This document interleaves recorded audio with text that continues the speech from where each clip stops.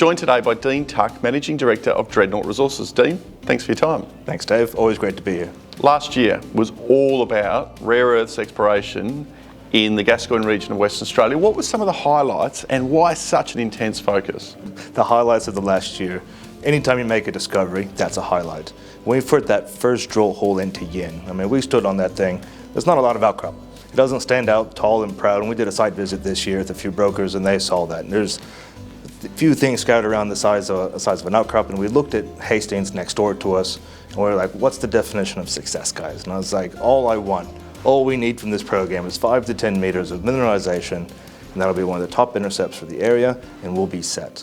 That first drill hole, those first 6 drill holes came out, like 30 at 3 or whatever it was. They were the thickest and highest grade intercepts that region had ever seen. So not only had we delivered a discovery with these first drill holes in this area that we weren't even really pursuing in the first place, but then it was also the thickest and highest grade that region had seen in 30, 40 years of exploration. That was a magical moment, and we knew we were onto something truly significant. When a mine's being built next door and you just hit something thicker and higher grade and at surface, that was pretty exciting. Then you had to get down to business, delineate a resource. What was the focus and what were you hoping to achieve? That's right. We jokingly say at Dreadnought, the punishment for discovery is delivery of the resource. So we love that front end of the Lassonde curve, but the first valuation point for any company, the only way we get paid is by delivering that resource. You have the volume, you have the grade, you have the tons, you have the mining parameters smart people can put around it, and at that stage you can sit there and have really frank, honest conversations about what's the value of this. It's the first valuable point of a company. So when you're a front-end Lassonde curve explorer like Dreadnought, delivering that first resource is the valuation point of the company. And so that was our focus. We saw Hastings next door going into development. Wyloo got involved, shot a bit of a shot across the bow. This thing, all business aside, is a massive consolidation play. It should be. Doesn't mean it's going to be, but we're two sides of the same coin. And we see Wyloo get involved with that sort of money. We need to deliver this resource fast. And that's been our focus for the last year. How quickly can we define this resource? We have an example next door of what to do. We recruited their resource geos that Hastings had used in the past, Lynn Windenbar.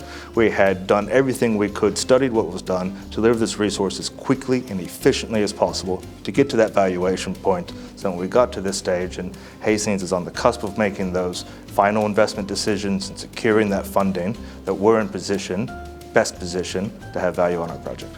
What do the numbers look like?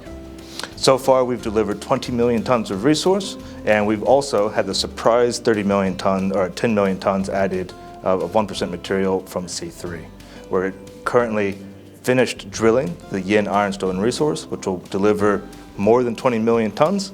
It'll have a significant component of that in indicated, which could support future scoping studies and gives high confidence in that resource. It's unlike Metzke's, which we had in 2019, the infill drilling we've done at Yin just makes it look better and better, higher and higher grade, and better NdPr TREO ratios. So truly an amazing body of mineralization.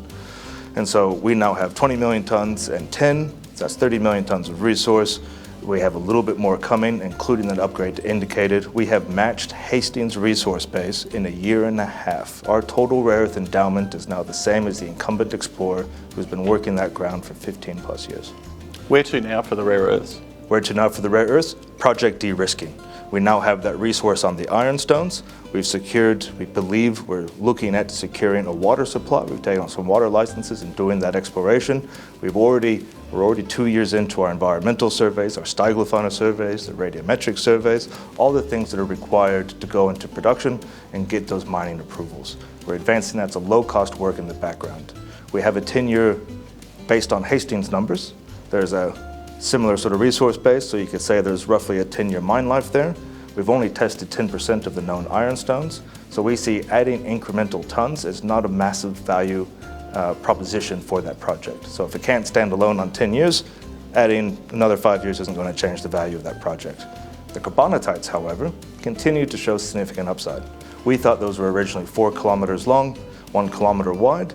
Then we did some drilling, we couldn't find the edge of it, and all of a sudden it was 9 kilometers long, 1 kilometer wide, and now we still can't find the edge of it. So we're currently doing a geophysical survey. We've put that drilling on pause.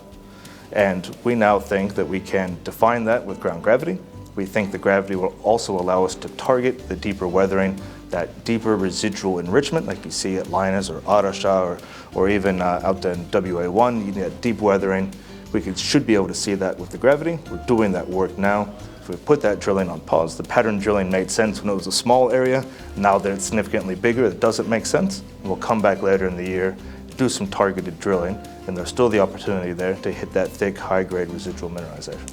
So while the rare earth study work and planning is underway, you're also turning your attention to nickel. That's right. So we're back to our bread and butter. So, like I said before, resource is the punishment for discovery. We're ready for more punishment. So we've just finished a nickel exploration program with our joint venture partners, First Quantum Minerals. They're doing an earn-in at the moment. First drill hole after a year of drilling rare earths was massive nickel copper sulfides. Talk about a great way to start off, going back to our roots, going back to how we are. Lots of news flow, lots of exploration, making those discoveries, delivering those massive sulfides. That's really changed the thoughts around the money intrusion and the potential that not only First Quantum sees, but also us and the work going forward. They want to have 2 more rigs out there later this year. We have to go back and find some more targets, change up how we do our geophysics, and that's really exciting. And while that's happening, we're currently demobilizing and mobilizing up to the Kimberley to follow up on our copper discovery that we made in 2021. Orion, the whole reason why we exist as a company in the first place, chasing up that Kimberley opportunity. We made that discovery in 2021 with Orion, 12 meters or 16 meters at 2.2 copper, 6 grams gold, 0.5% cobalt, an ounce silver, high-grade polymetallic sulfides, 1 meter under cover. And for the last year and a half, while we've been doing the drilling on the rare earths, we've actually been collecting a geochemical data set over the Orion trend, that lithostructural setting, and we've identified 13 Orion lookalikes. 5 or 6 of them have outcropping gaussons with a really strong geochemical signature and an EM conductor underneath it that is stronger or higher tenor than Orion itself. There are no guarantees in exploration, but you can't ask for much better to put a drill hole at. And we're mobilizing up there right now, and we're going to test all 13 of those Orion lookalikes. What does the next 12 months look like? If you look back in 12 months' time, what was the goal you'll set for yourself, and do you think you'll achieve it? What do I see for the next 12 months? I see us hopefully crystallizing value for the discovery and the resource work that we have done and funded with our shareholder value on the rare earths. I also see us delivering discoveries in the nickel and the copper and maybe some gold on the side, and starting work delivering the resources, working towards that next crystallization event for our shareholders. So I need a run on the board. That's going to be a big focus for us, put a run on the board. And then get the runners on base or hit a 4 or whatever it is you do in cricket, and line up those next discoveries, deliver those resources, those next crystallization events to show that we can continue to deliver discoveries and crystallize value for our shareholders. Clear path, clear focus, exciting times ahead for Dreadnought and its shareholders. Dean, thanks for your time. Thank you.